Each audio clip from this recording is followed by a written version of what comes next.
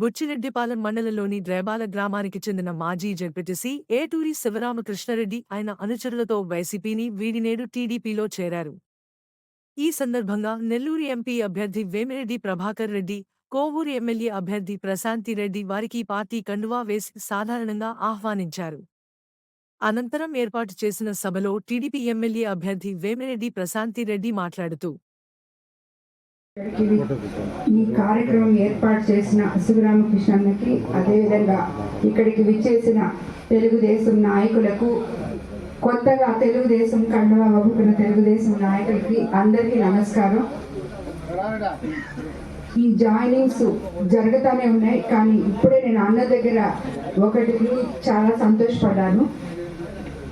And ఇక్కడ ఏర్పాటు చేసిన ఈ సమావేశం కూడా చాలా బాగుంది.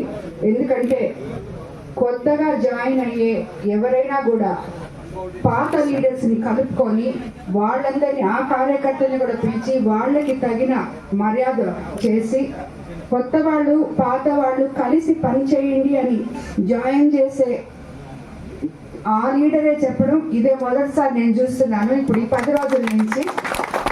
కాబట్టి ప్రతి ఒక్కరు కూడా ఇదే విధంగా ఫాలో అయితే అందరికీ చాలా బాగుంటుంది. కొత్తగా చేరిన వాళ్ళకి, ఆల్రెడీ ఉన్న లీడర్స్కి అందరికీ అనుకూలంగా ఉంటుంది. ఇది మనకి ఇప్పుడు చాలా అవసరం. ఎందుకంటే అందరం కలిసి కట్టుగా ఐకమత్యంగా పార్టీ కోసం పోరాడి సైకిల్ గుర్తు మీద ఓటు వేసి చంద్రబాబు నాయుడు గారిని ముఖ్యమంత్రిగా చేసుకోవాలి.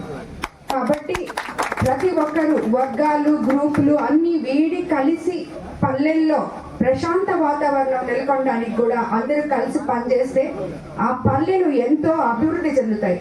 ఆ అభివృద్ధికి నేను పాటుపడతానని, ప్రతి పల్లెని అందంగా తీర్చిదిద్దుతానని నేను మీకు అందరికీ మాటిస్తున్నాను.